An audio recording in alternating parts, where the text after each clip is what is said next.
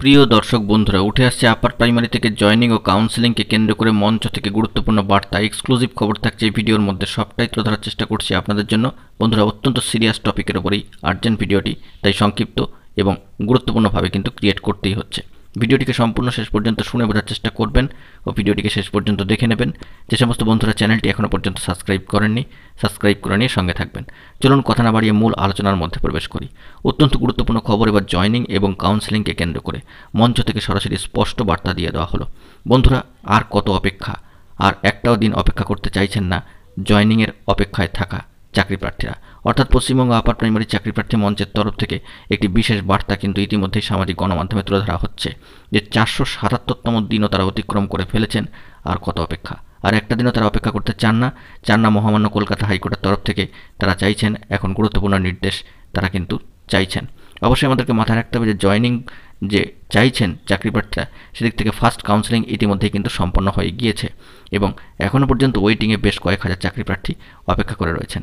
First দফায় counselling সম্পন্ন হয়ে গিয়েছে এবং সেখানে 8,900+ প্রার্থী কিন্তু ইতিমধ্যেই তারা জয়েনিংয়ের অপেক্ষারত। স্কুল নির্বাচন করেও তারা ঘরে বসে রয়েছেন, ধর্ণা মঞ্চে অবস্থান করছেন। 477তম দিন অতিক্রান্ত হচ্ছে, একটাও দিন তারা আর ঘরে বসে থাকতে চান না। তারা চান মহামান্য কলকাতা হাইকোর্টের তরফ থেকে জয়েনিং সংক্রান্ত বিষয়ে পরবর্তী যে শুনানির দিন রয়েছে সেখানে গুরুত্বপূর্ণ বার্তা আসুক। তবে কি আসবে না আসবে সবটাই মহামান্য কলকাতা হাইকোর্টে বিচারাধীন বা সম্পূর্ণ বিষয়টি কিন্তু অবজারভেশনে রয়েছেন।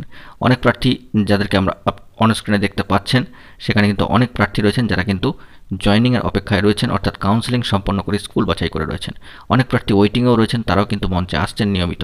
অর্থাৎ ধারাবাহিক অনির্দিষ্টকালের অবস্থান কর্মসূচি চলছে পশ্চিমবঙ্গ আপার প্রাইমারি চাকরি প্রার্থী মঞ্চের এবং বরাবর কিন্তু চলবে।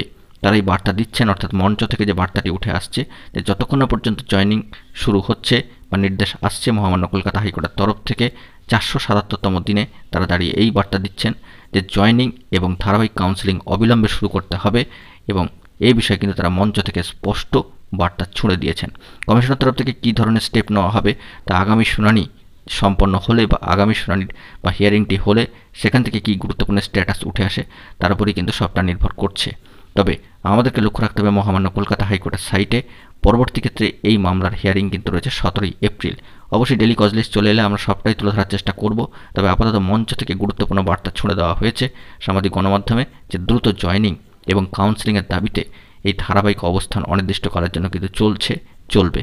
পশ্চিমবঙ্গ আপার প্রাইমারি চাকরি প্রার্থী মঞ্চের তরফ থেকে এই বিশেষ বার্তা কিন্তু দেয়া হচ্ছে বারংবার। অর্থাৎ বন্ধুরা, একটা বিষয় এখানে স্পষ্ট যে আগামী 17 তারিখটাকে কিন্তু ফোকাস করছেন, পাখির চোখ করছেন চাকরি প্রার্থীরা যারা জয়েনিংয়ের অপেক্ষায় রয়েছেন এবং যারা সেকেন্ড কাউন্সেলিংয়ের অপেক্ষায় অর্থাৎ দ্বিতীয় দফা ও ধারাবাহিক কাউন্সেলিংয়ের অপেক্ষায় রয়েছেন।